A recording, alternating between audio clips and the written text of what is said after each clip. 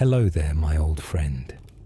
Tonight, our quest takes us through a collection of old fairy tales written down by Hans Christian Andersen. Now, settle in, take a deep breath, and let's travel back to an age of myth and legend. The Goblin and the Huckster. There was once a regular student who lived in a garret and had no possessions, and there was also a regular huckster to whom the house belonged and who occupied the ground floor. A goblin lived with the huckster because at Christmas he always had a large dish full of jam with a great piece of butter in the middle. The huckster could afford this, and therefore the goblin remained with the huckster, which was very cunning of him. One evening, the student came into the shop through the back door to buy candles and cheese for himself. He had no one to send, and therefore he came himself. He obtained what he wished, and then the huckster and his wife nodded good evening to him, and she was a woman who could do more than merely nod, for she had usually plenty to say for herself. The student nodded in return as he turned to leave, then suddenly stopped and began reading the piece of paper in which the cheese was wrapped. It was a leaf torn out of an old book, a book that ought not to have been torn up, for it was full of poetry. "Yonder lies some more of the same sort," said the huckster. "I gave an old woman a few coffee berries for it.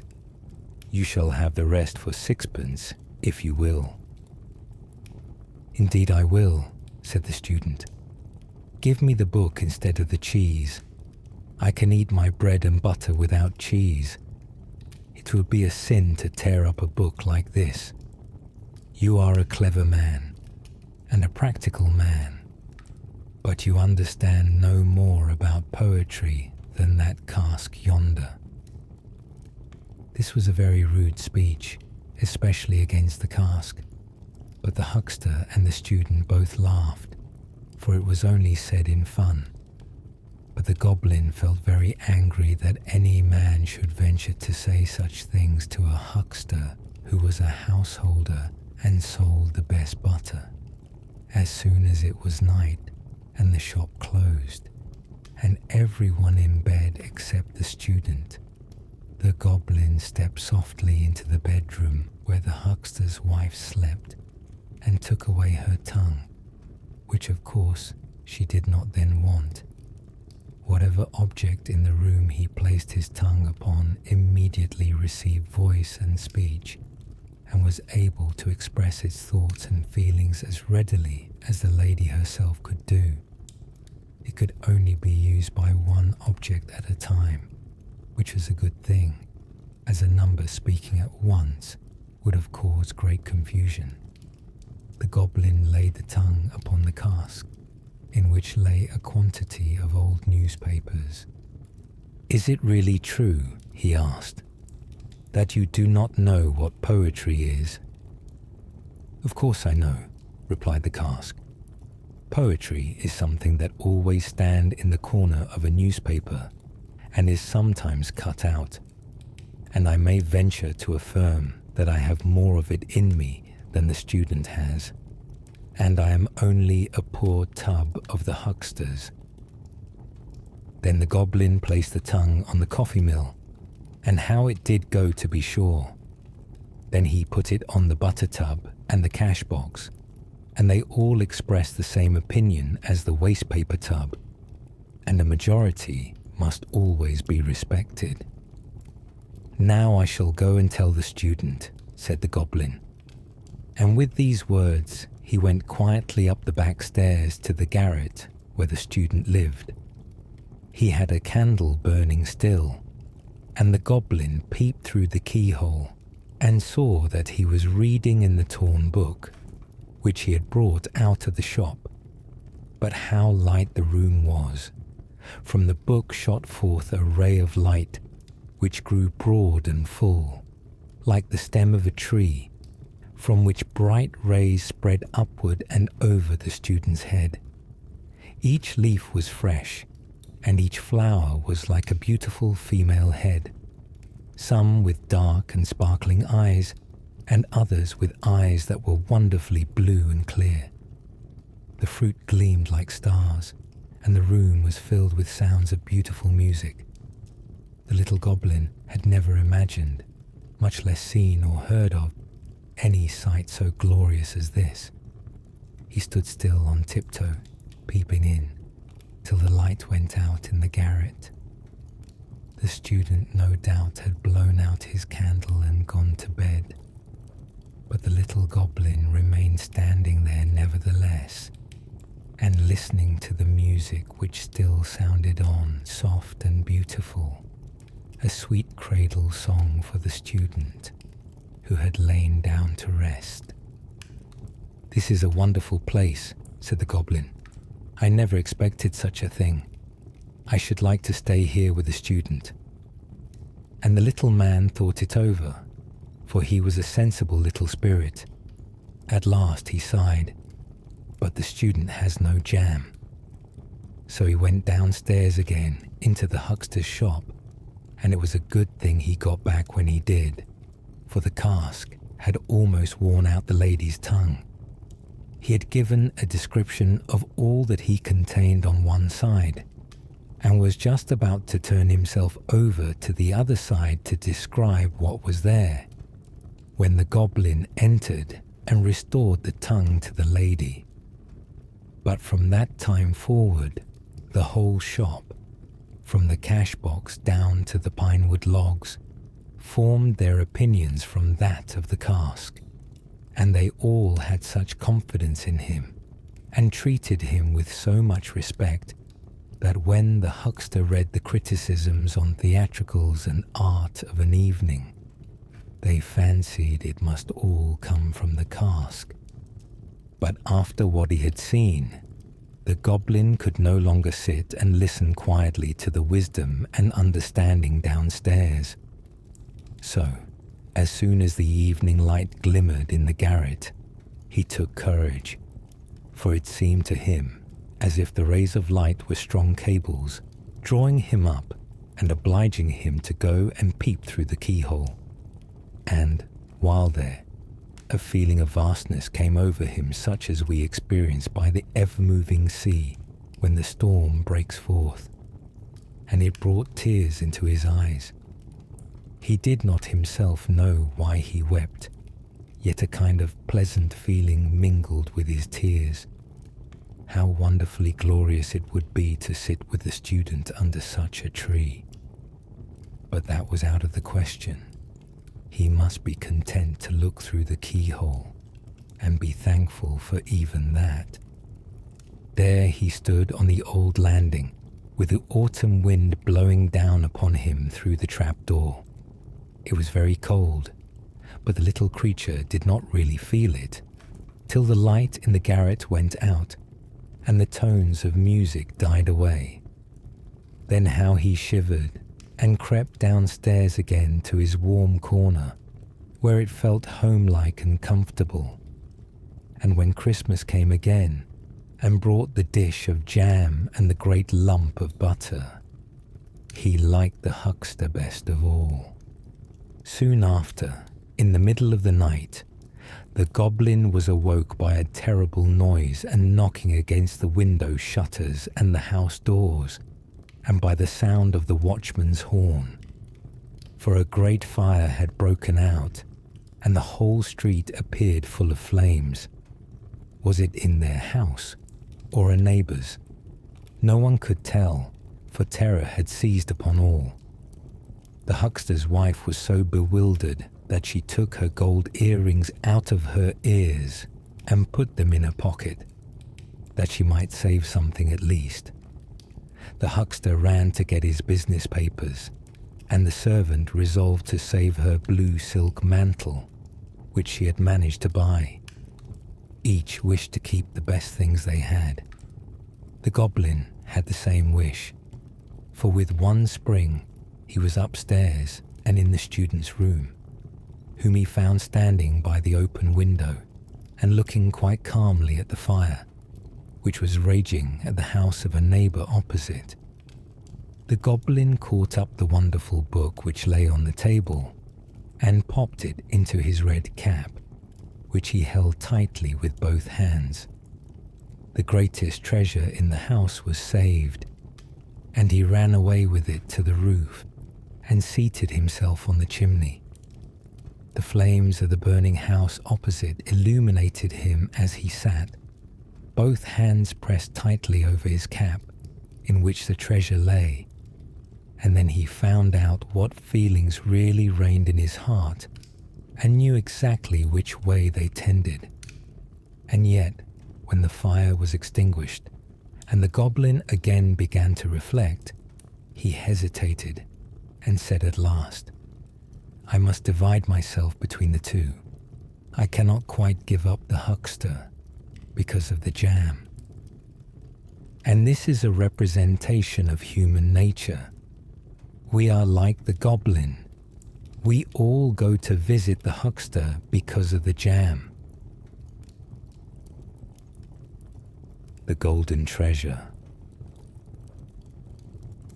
The drummer's wife went into the church. She saw the new altar with the painted pictures and the carved angels.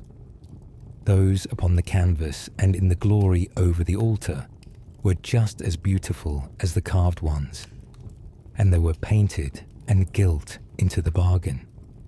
Their hair gleamed golden in the sunshine, lovely to behold. But the real sunshine was more beautiful still. It shone redder, clearer through the dark trees when the sun went down. It was lovely thus to look at the sunshine of heaven. And she looked at the red sun, and she thought about it so deeply, and thought of the little one whom the stork was to bring. And the wife of the drummer was very cheerful, and looked, and wished that the child might have a gleam of sunshine given to it, so that it might at least become like one of the shining angels over the altar. And when she really had the little child in her arms and held it up to its father, then it was like one of the angels in the church to behold, with hair like gold. The gleam of the setting sun was upon it. "My golden treasure, my riches, my sunshine," said the mother. And she kissed the shining locks, and it sounded like music and song in the room of the drummer. And there was joy and life and movement. The drummer beat a roll of joy, and the drum said, "The fire drum that was beaten when there was a fire in the town. Red hair, the little fellow has red hair. Believe the drum and not what your mother says. Rub-a-dub, rub-a-dub." And the town repeated what the fire drum had said. The boy was taken to church. The boy was christened. There was nothing much to be said about his name. He was called Peter. The whole town, and the drum too, called him Peter the drummer's boy with the red hair. But his mother kissed his red hair and called him her golden treasure. In the hollow way in the clay bank, many had scratched their names as a remembrance. "Celebrity is always something," said the drummer, and so he scratched his own name there, and his little son's name likewise. And the swallows came. They had, on their long journey, seen more durable characters engraven on rocks and on the walls of the temples in Hindustan, mighty deeds of great kings, immortal names, so old that no one now could read or speak them. Remarkable celebrity. In the clay bank, the martins built their nest. They bored holes in the deep declivity, and the splashing rain and the thin mist came and crumbled and washed the names away, and the drummer's name also, and that of his little son. Peter's name will last a full 1.5 years longer, said the father. Fool, thought the fire drum, but it only said dub, dub, dub, rub-a-dub. He was a boy full of life and gladness, this drummer's son with the red hair. He had a lovely voice. He could sing, and he sang like a bird in the woodland. There was melody, and yet no melody. He must become a chorister boy, said his mother. He shall sing in the church and stand among the beautiful gilded angels who are like him. Fiery cat, said some of the witty ones of the town. The drum heard that from the neighbours' wives. Don't go home, Peter, cried the street boys. If you sleep in the garret, there'll be a fire in the house, and the fire drum will have to be beaten. Look out for the drumsticks, replied Peter. And small as he was, he ran up boldly and gave the foremost such a punch in the body with his fist that the fellow lost his legs and tumbled over, and the others took their legs off with themselves very rapidly. The town musician was very genteel and fine. He was the son of the royal plate washer. He was very fond of Peter and would sometimes take him to his home, and he gave him a violin and taught him to play it. It seemed as if the whole art lay in the boy's fingers, and he wanted to be more than a drummer. He wanted to become musician to the town. I'll be a soldier, said Peter, for he was still quite a little lad, and it seemed to him the finest thing in the world to carry a gun, and to be able to march 1, 2, 1, 2, and to wear a uniform and a sword. Ah, you learn to long for the drum skin. Drum, dum, dum, said the drum. Yes, if he could only march his way up to be a general, observed his father. But before he can do that, there must be war. Heaven forbid, said his mother. We have nothing to lose, remarked the father. Yes, we have, my boy, she retorted. But suppose he came back a general, said the father. Without arms and legs, cried the mother. No, I would rather keep my golden treasure with me. Drum, dum, dum. The fire drum and all the other drums were beating, for war had come. The soldiers all set out, and the son of the drummer followed them. Redhead, golden treasure. The mother wept. The father in fancy saw him famous. The town musician was of opinion that he ought not to go to war, but should stay at home and learn music. Red head, said the soldiers, and little Peter laughed. But when one of them sometimes said to another, Foxy, he would bite his teeth together and look another way, into the wide world. He did not care for the nickname.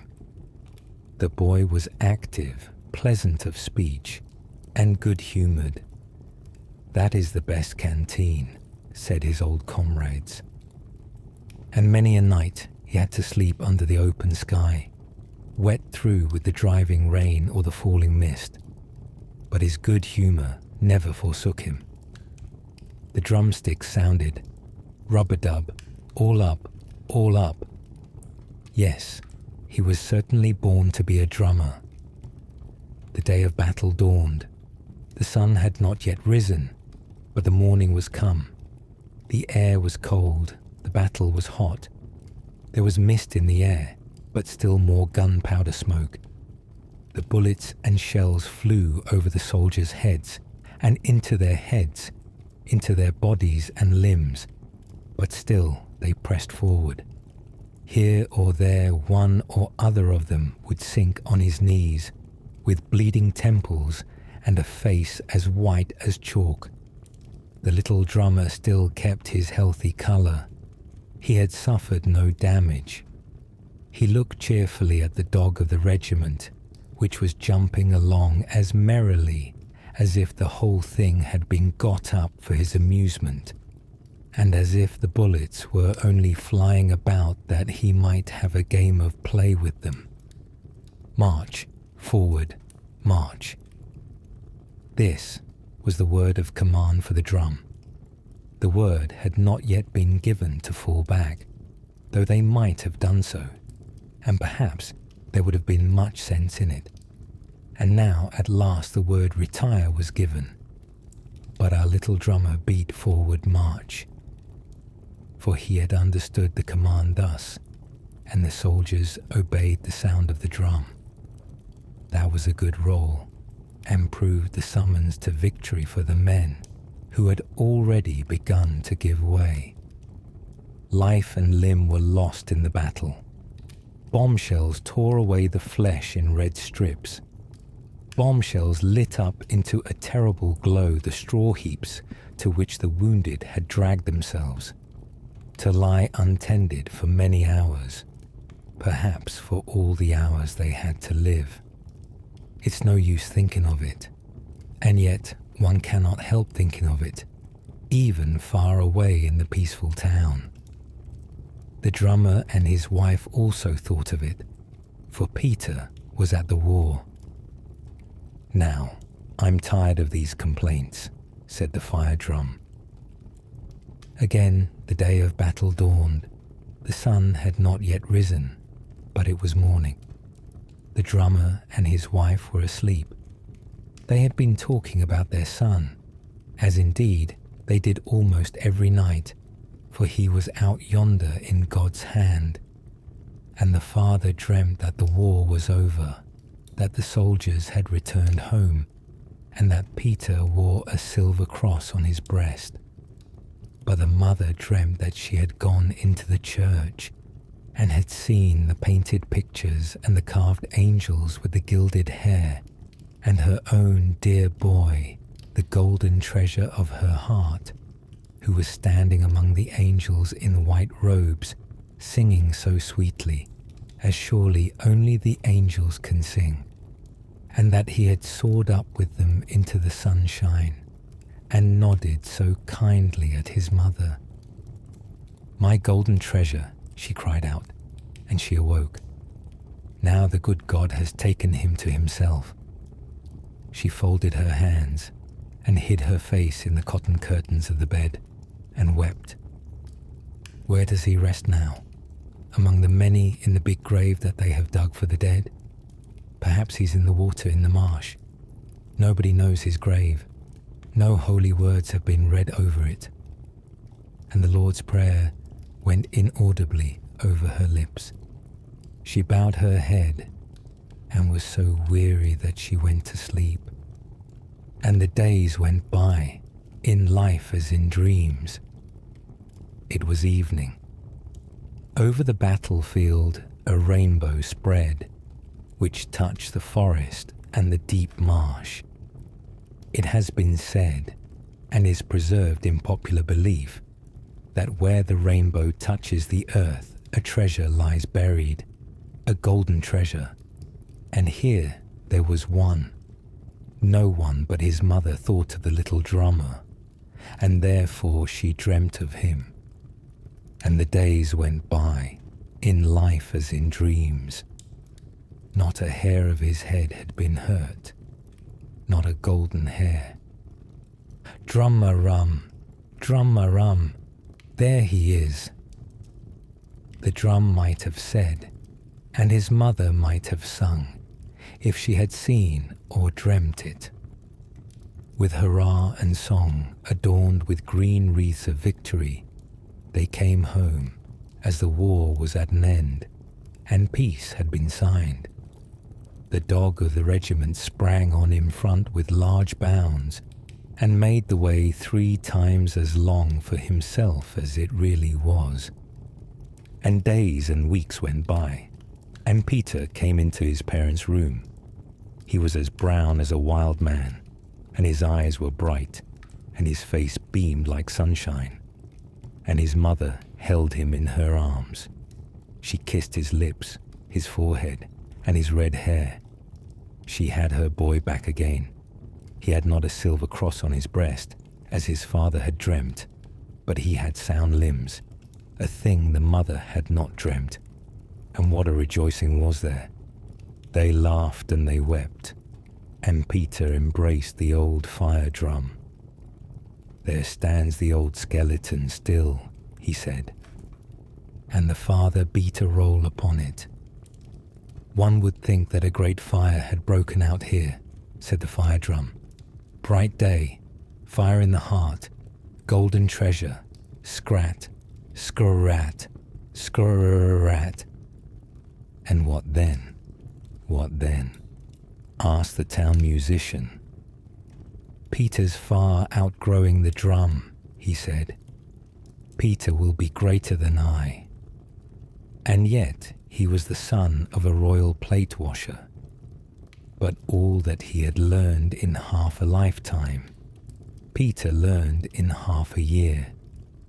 There was something so merry about him, something so truly kind-hearted. His eyes gleamed, and his hair gleamed too. There was no denying that. "He ought to have his hair dyed," said the neighbour's wife. That answered capitally with the policeman's daughter, and she got a husband. But her hair turned as green as duckweed, and was always having to be coloured up. "She knows how to manage for herself," said the neighbours, "and so can Peter. He comes to the most genteel houses, even to the burgomaster's, where he gives Miss Charlotte pianoforte lessons. He could play, fresh out of his heart, the most charming pieces that had never been put upon music paper. He played in the bright nights, and in the dark nights too. The neighbours declared it was unbearable, and the fire drum was of the same opinion. He played until his thoughts soared up and burst forth in great plans for the future. To be famous. And Burgomaster Charlotte sat at the piano. Her delicate fingers danced over the keys and made them ring into Peter's heart. It seemed too much for him to bear, and this happened not once, but many times. And at last one day he seized the delicate fingers and the white hand and kissed it and looked into her great brown eyes. Heaven knows what he said, but we may be allowed to guess at it. Charlotte blushed to guess at it. She reddened from brow to neck and answered not a single word. And then strangers came into the room, and one of them was the state councillor's son. He had a lofty white forehead and carried it so high that it seemed to go back into his neck. And Peter sat by her a long time, and she looked at him with gentle eyes. At home that evening he spoke of travel in the wide world, and of the golden treasure that lay hidden for him in his violin. To be famous. Tumilum, tumilum, tumilum, said the fire drum. Peter has gone clear out of his wits. I think there must be a fire in the house. Next day the mother went to market. Shall I tell you news, Peter? She asked when she came home. A capital piece of news. Burgomaster Charlotte has engaged herself to the state councillor's son. The betrothal took place yesterday evening. No, cried Peter, and he sprang up from his chair. But his mother persisted in saying yes. She had heard it from the baker's wife, whose husband had it from the burgomaster's own mouth. And Peter became as pale as death and sat down again. Good heaven, what's the matter with you? Asked his mother. Nothing, nothing. Only leave me to myself, he answered. But the tears were running down his cheeks. My sweet child, my golden treasure, cried the mother. and she wept. But the fire drum sang, not out loud, but inwardly. Charlotte's gone, Charlotte's gone, and now the song is done. But the song was not done. There were many more verses in it, long verses, the most beautiful verses, the golden treasures of a life. She behaves like a mad woman, said the neighbour's wife. All the world is to see the letters she gets from her golden treasure, and to read the words that are written in the papers about his violin playing. And he sends her money too, and that's very useful to her since she has been a widow. He plays before emperors and kings, said the town musician. I never had that fortune, but he's my pupil, and he does not forget his old master. And his mother said, his father dreamt that Peter came home from the war with a silver cross. He did not gain one in the war, but it is still more difficult to gain one in this way. Now he has the cross of honor. If his father had only lived to see it. He's grown famous, said the fire drum, and all his native town said the same thing, for the drummer's son, Peter with the red hair, Peter, whom they had known as a little boy, running about in wooden shoes, and then as a drummer playing for the dancers, was become famous.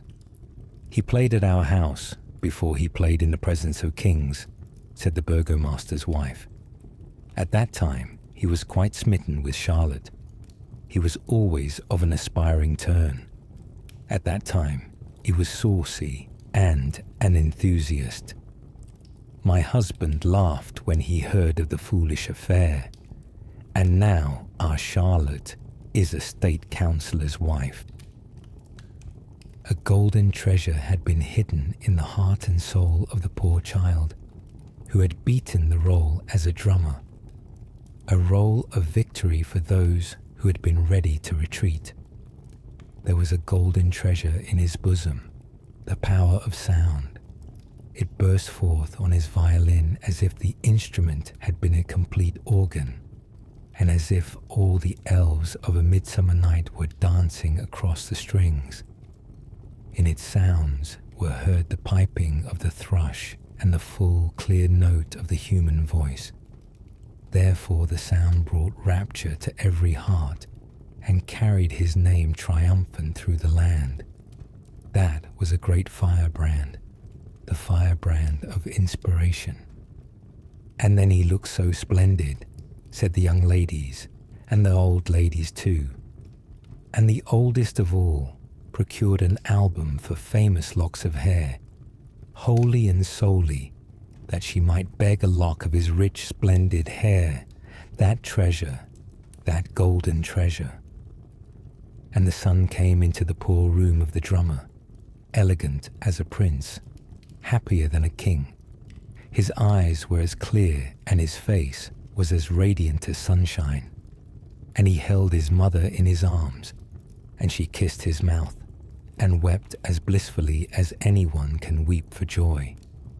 And he nodded at every old piece of furniture in the room, at the cupboard with the teacups, and at the flower vase. He nodded at the sleeping bench, where he had slept as a little boy. But the old fire drum he brought out, and dragged it into the middle of the room, and said to it and to his mother, "My father would have beaten a famous roll this evening. Now I must do it." And he beat a thundering roll call on the instrument, and the drum felt so highly honoured that the parchment burst with exultation. "He has a splendid touch," said the drum. "I've a remembrance of him now that will last.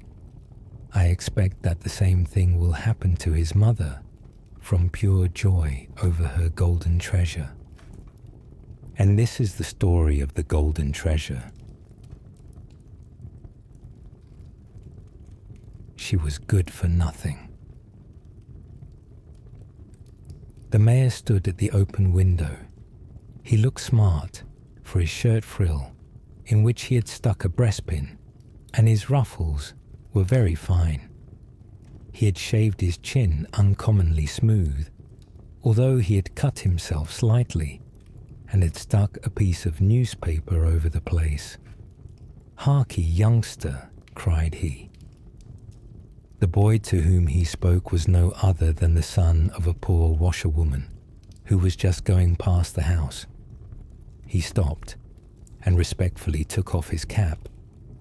The peak of this cap was broken in the middle, so that he could easily roll it up and put it in his pocket. He stood before the mayor in his poor but clean and well-mended clothes, with heavy wooden shoes on his feet, looking as humble as if it had been the king himself. "You are a good and civil boy," said the mayor. "I suppose your mother is busy washing the clothes down by the river, and you are going to carry that thing to her that you have in your pocket. It is very bad for your mother. How much have you got in it?" "Only half a quartern," stammered the boy in a frightened voice. "And she has had just as much this morning already?" "No, it was yesterday," replied the boy. "Two halves make a whole," said the mayor. "She's good for nothing. What a sad thing it is with these people. Tell your mother she ought to be ashamed of herself. Don't you become a drunkard, but I expect you will, though. Poor child. There, go now." The boy went on his way with his cap in his hand, while the wind fluttered his golden hair till the locks stood up straight. He turned round the corner of the street into the little lane that led to the river, where his mother stood in the water by her washing bench, beating the linen with a heavy wooden bar. The floodgates at the mill had been drawn up, and as the water rolled rapidly on, the sheets were dragged along by the stream and nearly overturned the bench, so that the washerwoman was obliged to lean against it to keep it steady. "I have been very nearly carried away," she said. "It is a good thing that you are come, for I want something to strengthen me. It is cold in the water, and I have stood here 6 hours. Have you brought anything for me?" The boy drew the bottle from his pocket, and the mother put it to her lips and drank a little. "Ah, how much good that does, and how it warms me," she said. "It is as good as a hot meal, and not so dear. Drink a little, my boy. You look quite pale. You are shivering in your thin clothes, and autumn has really come. Oh, how cold the water is. I hope I shall not be ill. But no, I must not be afraid of that. Give me a little more, and you may have a sip too, but only a sip. You must not get used to it, my poor dear child." She stepped up the bridge on which the boy stood as she spoke, and came on shore. The water dripped from the straw mat which she had bound round her body and from her gown. "I work hard and suffer pain with my poor hands," said she, "but I do it willingly, that I may be able to bring you up honestly and truthfully, my dear boy." At the same moment, a woman, rather older than herself, came towards them.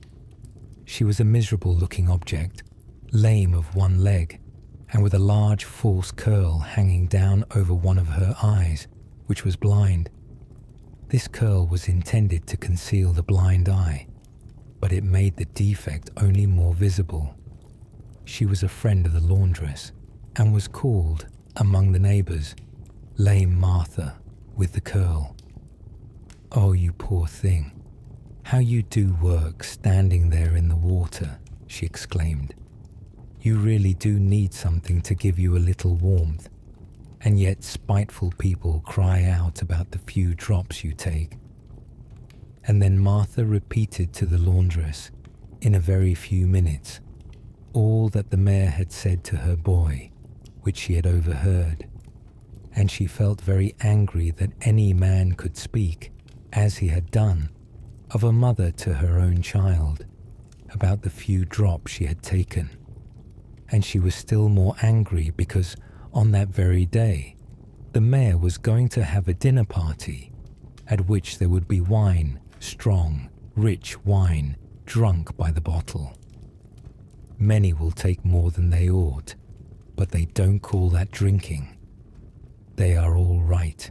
You are good for nothing indeed, cried Martha indignantly. And so he spoke to you in that way, did he, my child? Said the washerwoman, and her lips trembled as she spoke. He says you have a mother who is good for nothing. Well, perhaps he is right, but he should not have said it to my child. How much has happened to me from that house? Yes, said Martha. I remember you were in service there, and lived in the house when the mayor's parents were alive. How many years ago that is. Bushels of salt have been eaten since then, and people may well be thirsty. And Martha smiled. The mayor's great dinner party today ought to have been put off, but the news came too late. The footman told me the dinner was already cooked, when a letter came to say that the mayor's younger brother in Copenhagen is dead. Dead, cried the laundress, turning pale as death. Yes, certainly, replied Martha. But why do you take it so much to heart? I suppose you knew him years ago, when you were in service there. Is he dead? She exclaimed. Oh, he was such a kind, good-hearted man. There are not many like him.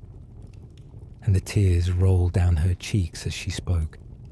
Then she cried, Oh dear me, I feel quite ill. Everything is going round me. I cannot bear it. Is the bottle empty? And she leaned against the plank.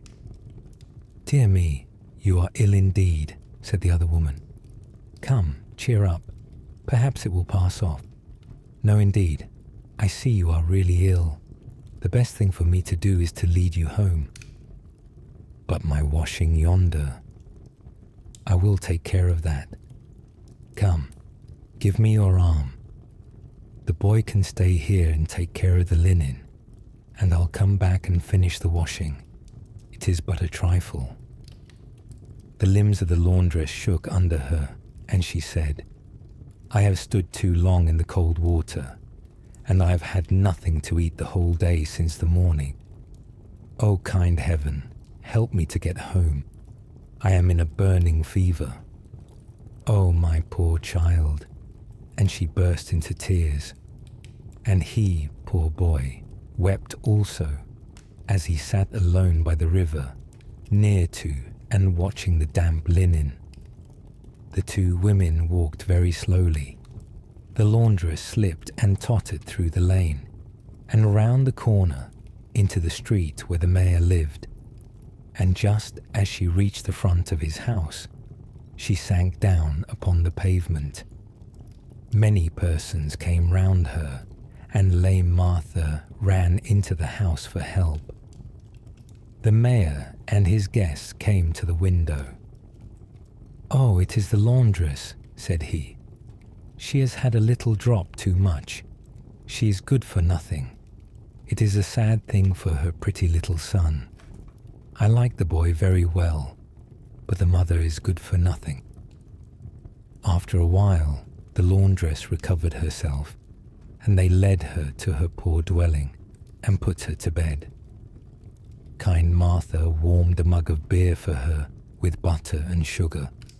She considered this the best medicine, and then hastened to the river, washed and rinsed, badly enough to be sure, but she did her best. Then she drew the linen ashore, wet as it was, and laid it in a basket. Before evening, she was sitting in the poor little room with the laundress. The mayor's cook had given her some roasted potatoes and a beautiful piece of fat for the sick woman. Martha and the boy enjoyed these good things very much, but the sick woman could only say that the smell was very nourishing, she thought. By and by the boy was put to bed, in the same bed as the one in which his mother lay, but he slept at her feet, covered with an old quilt made of blue and white patchwork. The laundress felt a little better by this time. The warm beer had strengthened her, and the smell of the good food had been pleasant to her. "Many thanks, you good soul," she said to Martha. "Now the boy is asleep, I will tell you all. He is soon asleep. How gentle and sweet he looks as he lies there with his eyes closed. He does not know how his mother has suffered, and heaven grant he never may know it. I was in service at the councillor's, the father of the mayor, and it happened that the youngest of his sons, the student, came home. I was a young wild girl then, but honest, that I can declare in the sight of heaven. The student was merry and gay, brave and affectionate.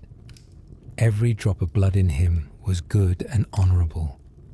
A better man never lived on earth. He was the son of the house, and I was only a maid, but he loved me truly and honourably, and he told his mother of it. She was to him as an angel upon earth. She was so wise and loving. He went to travel, and before he started, he placed a gold ring on my finger, and as soon as he was out of the house, my mistress sent for me. Gently and earnestly she drew me to her and spake as if an angel was speaking. She showed me clearly, in spirit and in truth, the difference there was between him and me. "He is pleased now," she said, "with your pretty face, but good looks do not last long. You have not been educated like he has. You are not equals in mind and rank, and therein lies the misfortune. I esteem the poor," she added. "In the sight of God, they may occupy a higher place than many of the rich.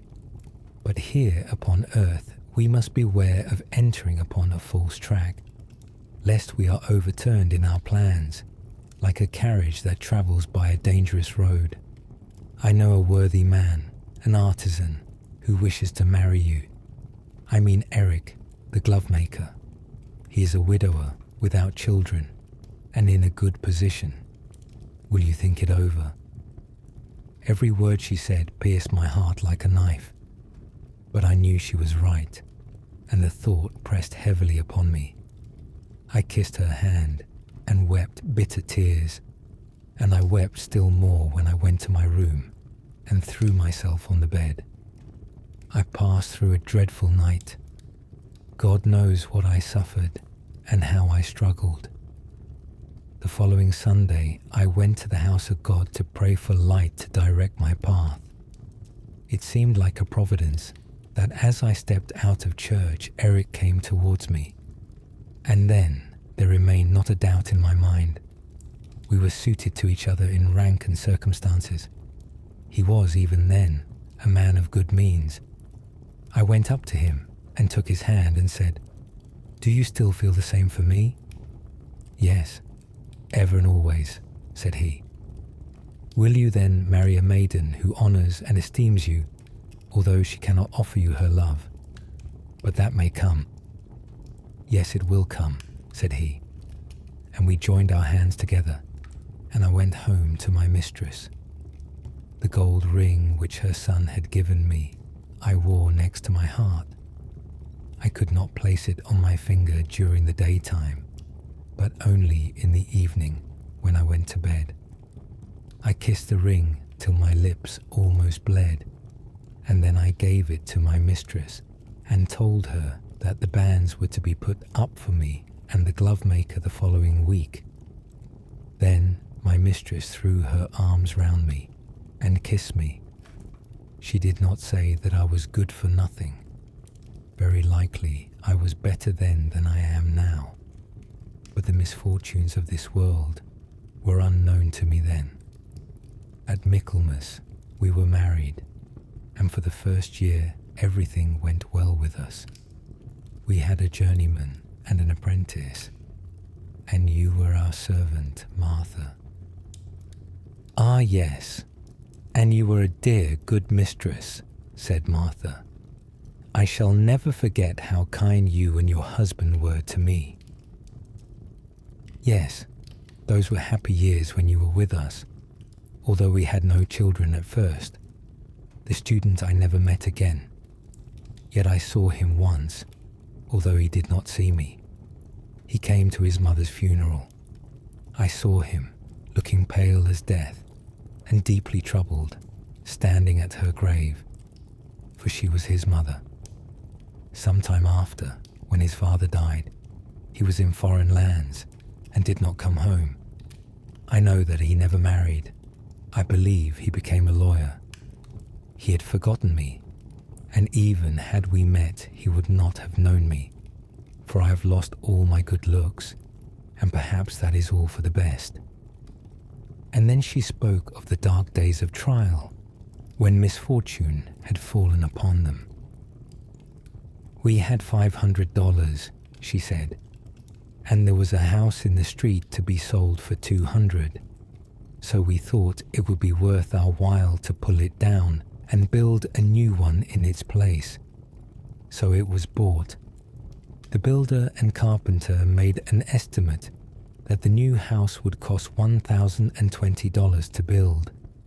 Eric had credit, so he borrowed the money in the chief town, but the captain, who was bringing it to him, was shipwrecked and the money lost. Just about this time, my dear sweet boy, who lies sleeping there, was born, and my husband was attacked with a severe lingering illness. For 3/4 of a year, I was obliged to dress and undress him. We were backward in our payments. We borrowed more money, and all that we had was lost and sold, and then my husband died. Since then, I have worked, toiled, and striven for the sake of the child. I have scrubbed and washed both coarse and fine linen, but I have not been able to make myself better off, and it was God's will. In his own time he will take me to himself, but I know he will never forsake my boy. Then she fell asleep. In the morning she felt much refreshed, and strong enough, as she thought, to go on with her work. But as soon as she stepped into the cold water, a sudden faintness seized her. She clutched at the air convulsively with her hand, took one step forward, and fell. Her head rested on dry land, but her feet were in the water. Her wooden shoes, which were only tied on by a wisp of straw, were carried away by the stream, and thus she was found by Martha when she came to bring her some coffee. In the meantime, a messenger had been sent to her house by the mayor to say that she must come to him immediately, as he had something to tell her. It was too late. A surgeon had been sent for to open a vein in her arm, but the poor woman was dead. She has drunk herself to death, said the cruel mayor. In the letter containing the news of his brother's death, it was stated that he had left in his will a legacy of $600 to the glovemaker's widow, who had been his mother's maid, to be paid with discretion, in large or small sums to the widow or her child. There was something between my brother and her, I remember, said the mayor. It is a good thing that she is out of the way, for now the boy will have the whole. I will place him with honest people to bring him up, that he may become a respectable working man. And the blessing of God rested upon these words. The mayor sent for the boy to come to him, and promised to take care of him, but most cruelly added that it was a good thing that his mother was dead, for she was good for nothing. They carried her to the churchyard in which the poor were buried. Martha strewed sand on the grave and planted a rose tree upon it, and the boy stood by her side. "Oh, my poor mother," he cried, while the tears rolled down his cheeks. "Is it true what they say, that she was good for nothing?" "No, indeed, it is not true," replied the old servant, raising her eyes to heaven. "She was worth a great deal. I knew it years ago, and since the last night of her life I am more certain of it than ever. I say she was a good and worthy woman, and God, who is in heaven, knows I am speaking the truth, though the world may say, even now she was good for nothing." And so, our quest through these timeless tales comes to an end. With the story's final words, you have completed this sleepy quest. May your dreams be filled with magic until the next adventure begins. Rest well, traveler.